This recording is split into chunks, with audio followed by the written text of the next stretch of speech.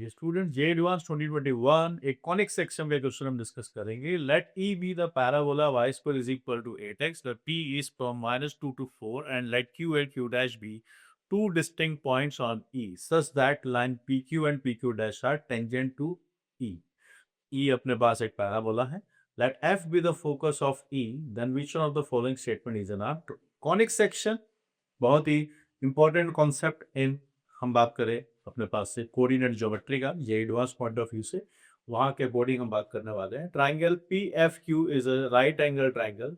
Triangle Q P Q dash is a right angle triangle. ऐसे चार options हमें दे रखे हैं.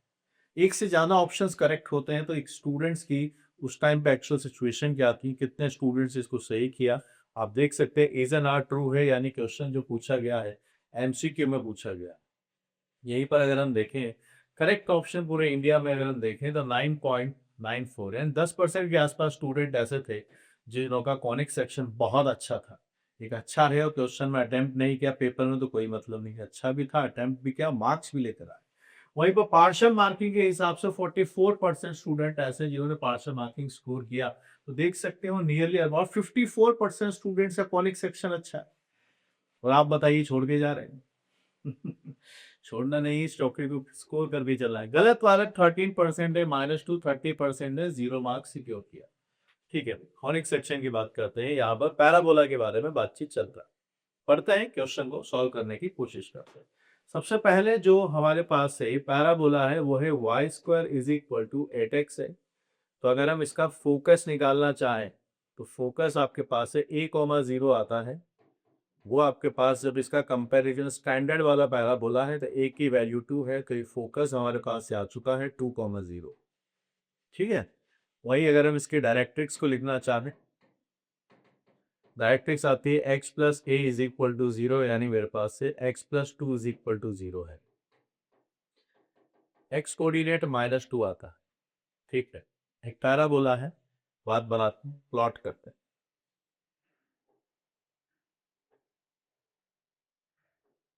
ये डायरेक्ट्रिक्स होती है x equal to -2.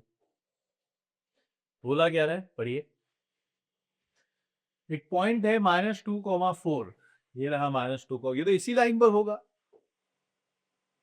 P point on this line, ये तो डायरेक्ट्रिक्स पर है. पैराबोला में डायरेक्ट्रिक्स ही डायरेक्टर सर्कल होता है. डायरेक्टर सर्कल मतलब उस पॉइंट का लोकस जहां से म्यूचुअली परपेंडिकुलर टेंजेंट्स ड्रॉ करते हैं. पैराबोला में डायरेक्ट्रिक्स ही डायरेक्टर सर्कल होता है.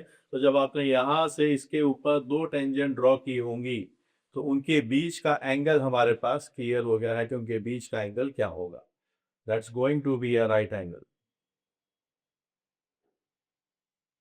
तो डायरेक्टर सर्कल ही पैराबोला के अंदर, याद रखिए, डायरेक्टर सर्कल यानी परपेंडिकुलर टेंजेंट जहां से ड्रॉ करते हैं of parabola, it is directrix. Directrix वो पॉइंट होता है, डायरेक्ट्रिक्स वो लोकस होता है. यहां से एंगल आपके पास से 90 रहेगा. कहाँ कहाँ पे कट टच करता है बताया गया है, क्यू और क्यू डैश पर. This is Q, this is Q dash. ठीक, चलिए आगे बढ़ते हैं. आगे सुनते हैं कहानी क्या पूछा गया. अब बात यह है क्या है, फोकस से पास होगा, ये भी एक प्रॉपर्टी है कि अगर डायरेक्ट्रिक्स से जो कॉर्ड ऑफ कांटेक्ट बनाई जाए तो वो फोकस से पास होती है. लेकिन सपोज कीजिए हमें डाउट आ गया, कोई प्रॉब्लम, बहुत सारी चीजें हैं, 3 सब्जेक्ट हैं, भूल जाते हैं. तो लॉजिकली पहले चलते हैं और हम बात करते हैं इसी के chord of contact. COC chord of contact यानी क्यू क्यू डैश की इक्वेशन लिखेंगे और वो आएगी T equal to 0. T equal to 0 point आपको पता है -2,4 है. तो देखिएगा पैराबोला कैसा है. पैराबोला हमारे पास है y square is equal to 8x. तो डेटा बनेगा y1 is equal to 4 times x plus x1. यही होती है इक्वेशन. यहाँ पर x1 की वैल्यू आएगी -2 और y1 की वैल्यू आती है 4, क्योंकि पॉइंट P हमारे पास इतना है. तो यहाँ से आपके पास 4y इज इक्वल टू 4 आता है और ये x -2 है. 4 से 4 चला गया है, y का वैल्यू x -2 है. आप चेक कर सकते हैं जो फोकस है 2,0 इसको सेटिस्फाई कर रहा है. फोकस 2,0 इसको सेटिस्फाई कर रहा है. जिनको नहीं पता होगा डायरेक्ट भी जानते हैं कि डायरेक्ट्रिक्स से अगर कोई कॉर्ड ऑफ कांटेक्ट बनाई जाए तो वो फोकस से पास होती है. जिनको नहीं पता, डाउट आ गया, mathematics is always there to support you. निकाल दिया, 2,0 सेटिस्फाई करता है. तो आपके पास F lies on the line segment joining Q and Q dash. P और एफ की बीच की डिस्टेंस पूछी जा रही है, ये तो यही निकल जाती। पी आपको पता है, एफ आपको मालूम है, पी इज -2,4। ये डेटा आप बनाइए, -4 आता है 16, और ये वाला भी आपके पास है 16। 4√2 डेटा बनेगा, यहाँ 5√2 बोला, सी इज रॉन्ग, सी तो गलत हो चुका है। पी एफ क्यू और क्यू पी क्यू डैश, ये देखिए Q P Q dash is right angle triangle, yes. आपको अच्छा इस पे भी अगर डाउट आ गया तो कोई प्रॉब्लम नहीं। अगर आपको इस पर भी डाउट आ गया कि सर मुझे तो डाउट हो रहा है कि 90 बनेगा नहीं बनेगा, कोई बात नहीं, आप मुझे बताइए क्यू क्यू डैश का स्लोप क्या है। अभी इक्वेशन निकाली ना, 1 है, तो क्या आप मुझे P और F यहां पर अगर मैं ज्वाइन करके देखूं, इसके बारे में इसका स्लोप बना सकते हैं। PF बताइए, PF का स्लोप क्या है।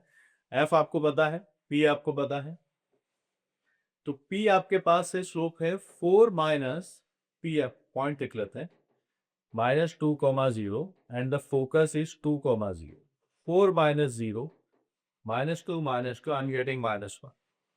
दोनों का स्लोप निकालो, आपको क्या पता चलता है। क्यू क्यू डैश का स्लोप 1 है, पी एफ का इतना है, इसका मतलब पता चला Q Q dash is perpendicular to P F. Q Q dash is perpendicular to P F is perpendicular to Q Q dash, ये एंगल गारंटी। तो आपको पता चला इससे कि triangle P F Q is right angle triangle, P F Q is right angle triangle, P F Q is also right angle triangle, ठीक है। और अगर आपको ये प्रूव करना है कि ये 90 कैसे होगा, तो वो भी आप सोच सकते हैं। उसके लिए क्या करना होगा, वैसे तो ये प्रॉपर्टी है डायरेक्टली, उसके लिए आप एक काम कर सकते हैं कि यहाँ पर पास होने वाली एक जैसे आपको इसके बारे में पता करना कि ये एंगल 90 है या नहीं, तो इस पॉइंट से पास होने वाली एक टेंजेंट लिख लीजिए, ठीक है। इस पॉइंट से पास होने वाली टेंजेंट लिख लीजिए, ये रही टेंजेंट, आ जाएगी एक टेंजेंट इसके हिसाब से, पैराबोला के हिसाब से। आइए वो बात समझाओ मैं कि ये वाला एंगल 90 कैसे है। अब तक कितने ऑप्शंस हो गए, सारे हो चुके हैं। यहाँ पर डाउट है कि सर ये 90 होगा नहीं होगा, प्रॉपर्टी भूल गए हैं तो कैसे पता चलेगा। आप वो वाली बात मैं आपको रीचेक करके बताता हूँ। फिर हम P पॉइंट से टेंजेंट लिख सकते हैं y-4 m times x minus x1, ये टेंजेंट होगी -4 2,4 से, ठीक है। तो यहाँ पर आप देखिए ये लिख सकते हैं y equal to mx plus 2m plus 4, ये टेंजेंट। अब आपको पता होगा टेंजेंसी की कंडीशन पैराबोला के लिए, वीडियो मैंने सिर्फ स्ट्रेट लाइन की कंडीशन लिखी है। टेंजेंसी की कंडीशन पैराबोला के लिए c equal to a by m होता है, c equal to a by m होता है for the tangency condition. c हमारे पास यहाँ से 2m प्लस 4 है, ये पैराबोला के लिए 2 है, और यहाँ पर है आपके पास है m। यहाँ से अगर आप बेटा निकालेंगे तो आपके पास बेटा बन जाता है 2m square plus 4m is equal to 2। I am getting m square plus 2m minus 1 is equal to 0। और आप देख सकते हैं यहाँ से अगर मैं प्रोडक्ट ऑफ द रूट्स निकालू m1 m2, I am getting this as -1, m1 m2 -1, यानी इसका स्लोप m1 इसका स्लोप m2 अगर मान लिया मैंने, तो इन दोनों का प्रोडक्ट -1 आ रहा। पर एग्जाम में हो गया ना प्रूफ, नहीं की गई। एग्जाम में ये पता होना बहुत जरूरी है, कुछ प्रॉपर्टीज अगर हमें पता हो तो याद रखिए डायरेक्ट्रिक्स सर्कल यानी म्यूचुअली परपेंडिकुलर टेंजेंट्स का जो लोकस होता है वो पैराबोला के केस के अंदर डायरेक्ट्रिक्स होता है। तो जैसे ही यहाँ पर पॉइंट जस्टिफाई हुआ, ये डायरेक्ट्रिक्स और इसका एक्स कोऑर्डिनेट देखा, डिसाइड हो गया कि ये डायरेक्ट्रिक्स अप्लाई करता है, तो टेंजेंट्स के बीच का एंगल 90 है।